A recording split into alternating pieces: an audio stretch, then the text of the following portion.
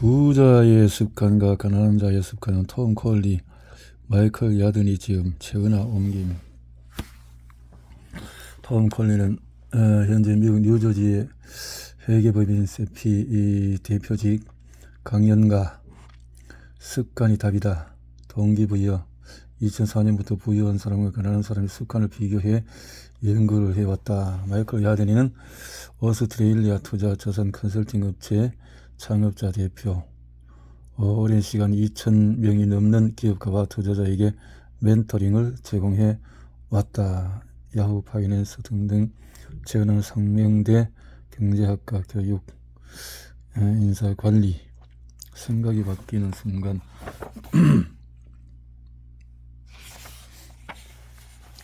당신은 부자가 될 준비가 됐는가? 거듭된 연구에 따르면 부자는 더 부유해진 반면에 중산층은 더 많은 시간 동안에 더 힘들게 일하면서 여유 있는 생활을 누리지 못하고 있다.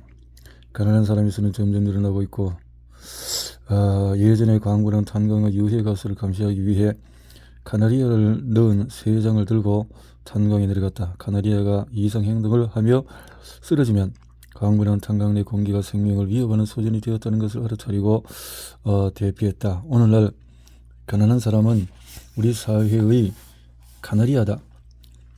그들은 경제와 사회에 닥친 위험을 경고한다. 공평해 보이지 않을 수 있지만 소득 격차가 커지고 있는 것은 사실이며, 이런 현상으로 인해서 많은 사람이 이렇게 묻는다. 어째서 부자는 계속 부유해지는가? 오늘날 성공에 대한 정보는 넘쳐나는데 어찌된 일인지 성공을 이루는 일은 과거보다 더 어려워졌다. 우리가 이 책을 쓰는 목적은 당신에게 부자 습관을 가르쳐주고 현재 당신의 재정 상태가 어떻게 당신도 부자가 될 수 있는 것을 확인시켜주는 것이다. 이 책에서 제시하는 방법은 우리뿐 아니라 수많은 사람에게 효과가 있었다.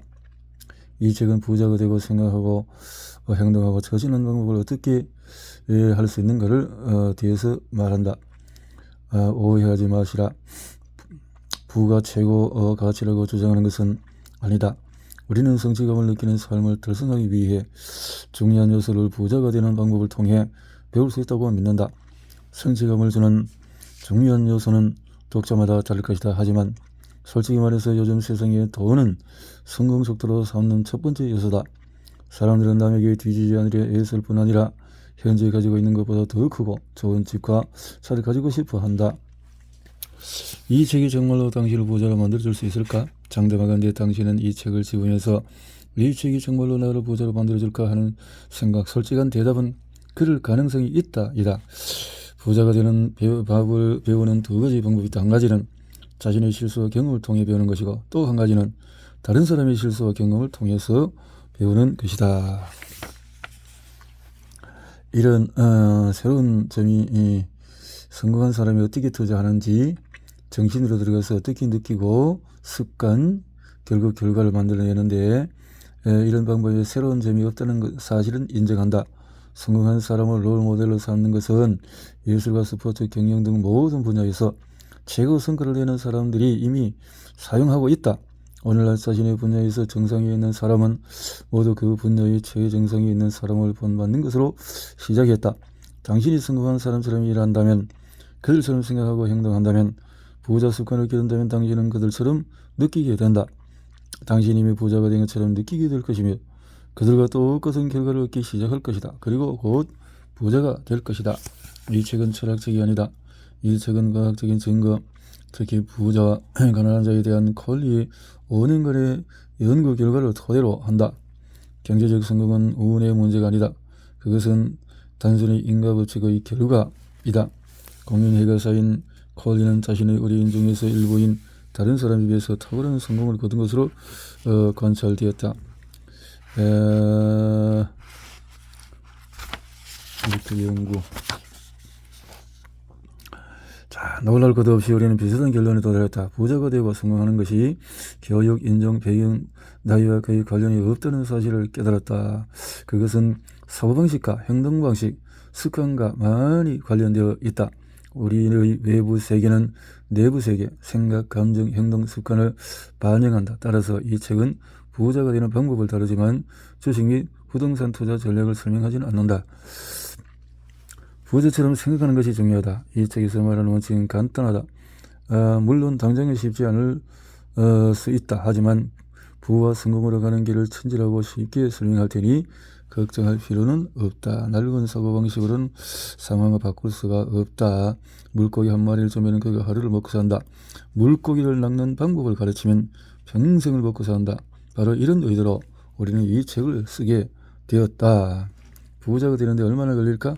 부자가 되기까지 그 기간은 당신의 바람보다 오래 걸릴 수 있다.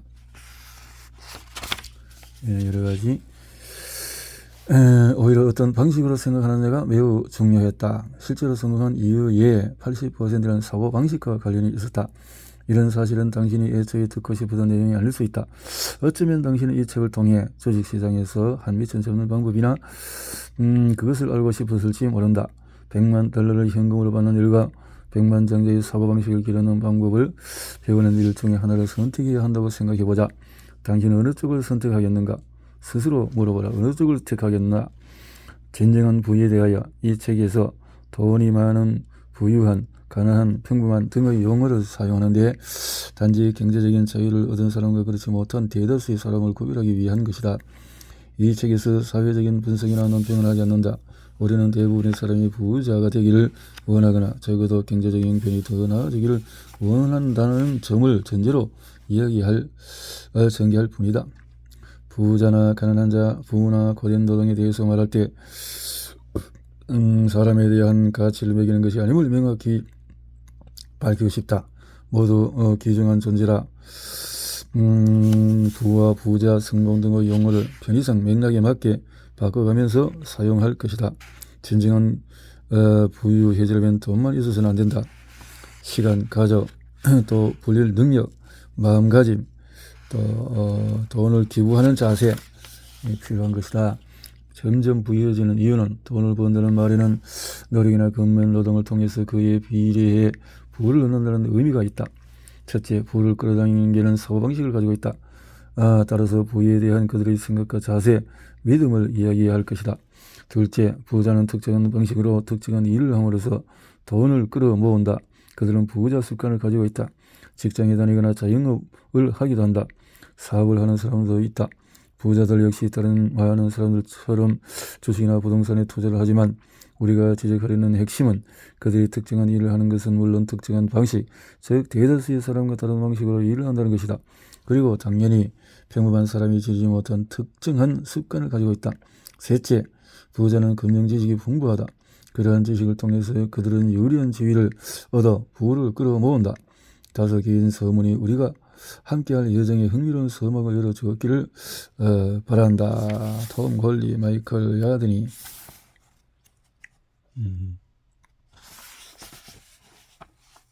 부자 습관, 가난한 습관. 리치 하비트, 푸어 헤비트. 당신은 부자가 될 준비가 됐나? 습관. 부자에 대해 얼마나 알고 있나? 부자의 성공 습관. 되기 위해서 끼어야 할 30가지 모든 것을 습관에서 말과 감정의 주인이 되고 배우고 또 배운다. 습관. 모델과 멘토, 부를 부르는 관계 법칙에 대해서 우리가 부자가 되는 방법을 가르쳐 줄 수 있는 이유는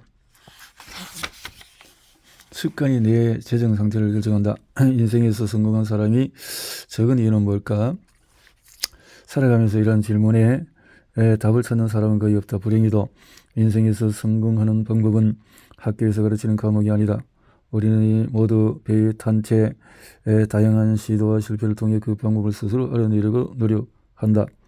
성인이 된 후 나는 5년 동안에 부유한 사람 233명과 가난에 허덕이는 사람 128명을 관찰하고 기록했다. 나는 부유한 사람, 특히 자수성가한 백만장자와 습관과 가난한 자의 습관에 엄청난 차이가 있음을 발견했다. 매우 독실한 신앙을 지닌 가정에서 자랐다. 주일마다 미사에 참석하고 토요일마다 고요 성사를 했다. 잠들기 전에는 항상 묵주 기도를 드렸다.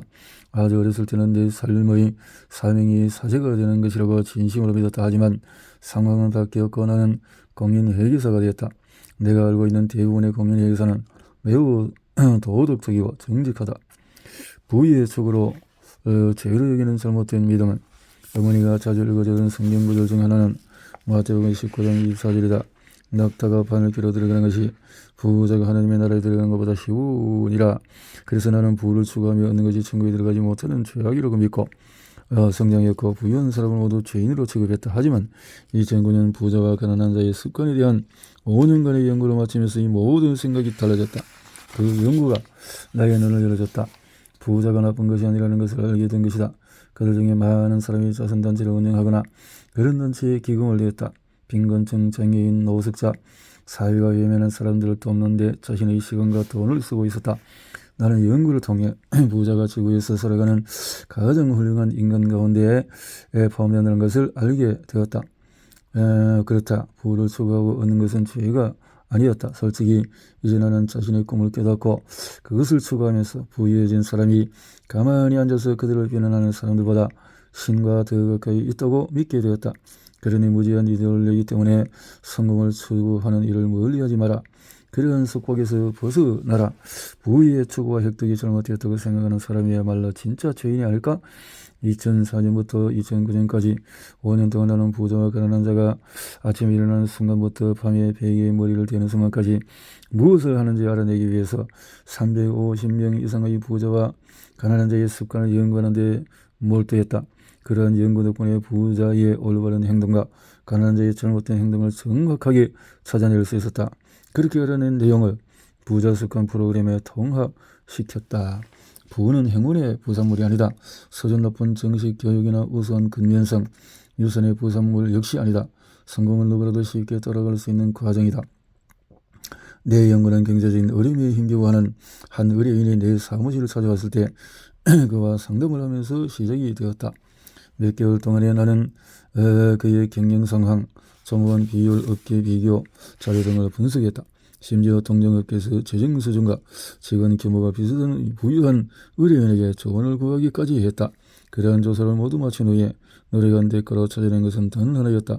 그 의뢰인이 다른 부유한 의뢰인보다 연봉을 약 4만 달러 더 많이 받는다는 것이었다. 몸을 앞으로 기울이고 식당 하나의 다른 테이블을 응시하며 아주 낮은 소리로 말했다. 수요일마다 나는 2-3명의 여성과 함께 와인 몇 병을 마시며 내가 충격적인 표정으로 쳐다보자 그는 중간에 말을 멈췄다. 아, 미안하오. 이런 얘기는 하면 안 되는데 내가 쓸데없는 말을 가끔 한다오. 나는 뉴욕에서 8명의 식구가 있는 아일랜드 가톨릭 가정에서 자랐다는 것을 알려주었다. 내가 충격을 받은 것은 그의 행동에 도덕적인 분노가 치밀어서가 아니었다. 나는 의뢰인에게 지난 몇 달 동안에 잘못된 질문을 던지고 있었다는 것을 깨닫기 위해서 충격을 받았다. 그래서 다른 질문을 하기 시작했다. 수요일 밤마다 얼마를 쓰는지, 언제부터 그런 행동을 했는지 물었다. 10년 전쯤 이혼하고 나서부터 그런 습관을 갖게 되었다고 털어놓았다. 나는 재빨리 계산해서 그가 1년에 25,000달러 수요일 밤에 즐기는 비용으로 쓰고 있다고 알려줬다. 그에 더해 그 한 가지 습관이 10년 동안 이어졌다면 35만 달러의 비용이 들었을 것이라고 계산해줬다. 그의 회사는 최대한 대출을 받아 더 이상 은행에서 대출을 받지 못하게 됐는데 대출받은 금액이 바로 그 35만 달러와 X였다. 그리고 다른 사람보다 더 받고 있는 연봉 4만 달러를 수요일 밤에 밀회를 즐기는 데 쓰고 있었다. 심각한 문제는 그 자신의 신용 한도까지 끌어모아 수요일 밤을 즐겼다. 이 하나의 습관이 결국 그 의뢰인을 파산으로 몰고 갔다. 나는 성공과 실패는 눈에 보이는 것 이상 관련이 되어 있다는 통찰을 얻었다. 악마는 디테일에 있었다. 세부적인 문제를 찾아내는 유일한 방법은 올바른 질문을 하는 것이다. 나는 20가지 질문 리스트 이름을 붙인 리스트를 만들었다. 실제로 이 리스트에 20가지 카테고리 아래 144개의 질문이 있다. 이 질문을 5년에 걸쳐서 부유한 사람과 가난한 사람에게 물었다. 계산해보면 5만 1984개의 질문을 한 것이다. 이렇게 해서 가난한 집안 출신이 31%, 중산층 출신이 45%, 이렇게 연구하는데 5년이 걸려서 되어진 책이다라는 것을 전제로 했네요.